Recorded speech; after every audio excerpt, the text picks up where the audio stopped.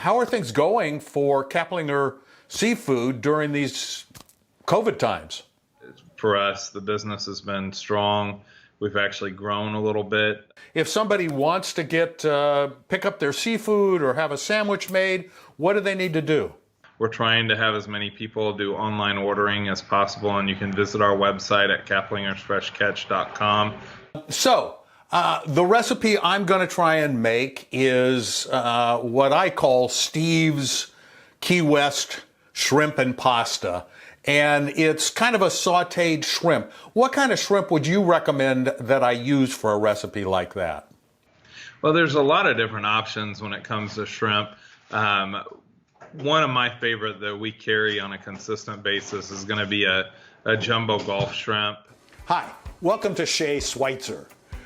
Today we are going to make what I call Steve's Key West shrimp pasta. I'm starting out with some really nice Gulf Coast shrimp that I got from Andrew Caplinger. I worked on them a little bit and pulled off all of the shells, but I kept them, and I'll explain why I did that in a minute. And because I have to shoot this, makes it a little difficult to shoot and cook at the same time, I have invited Zoya Abbas, who is a house guest with us, and she's visiting until she goes back home to Pakistan, and she's agreed to step in and do the cooking while I do the shooting. This recipe requires a bit of prep work because once we get started, things happen pretty quickly. We begin by adding the shrimp shells and the vegetables to boiling water to make a fish stock. Then we cook the pasta until al dente, reserving a couple cups of the water it was cooked in. The real recipe begins by drying the shrimp and seasoning with salt and pepper. So now what I'm going to have you do is the secret ingredient. Just take a little pinch of sugar and lightly dust the shrimp with this.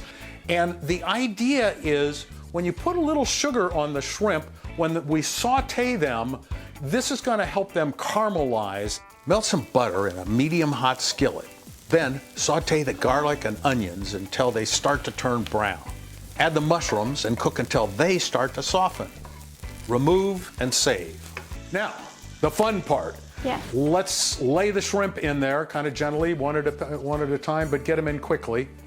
That's good, and we should hear that sizzle as they come in there because we want to saute them and not boil them. And just as they start to begin to pink up a little bit, you can use some tongs and flip them because we want to flip each one over.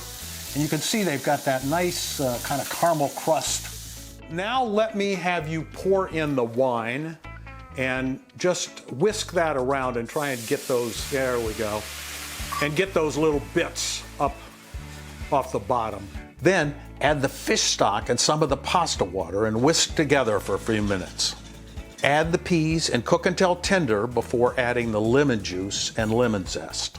Spoon the pasta onto a serving plate, top with 5 or 6 shrimp, sprinkle with parsley and dust with Parmesan, and voila, Steve's Key West shrimp and pasta.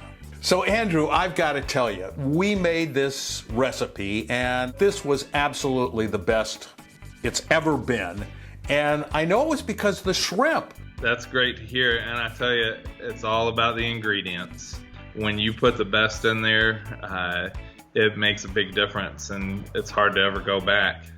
Well, and I'll tell you, we have learned over the years, the place to get the best fresh seafood in Indianapolis is Caplinger's Seafood Markets.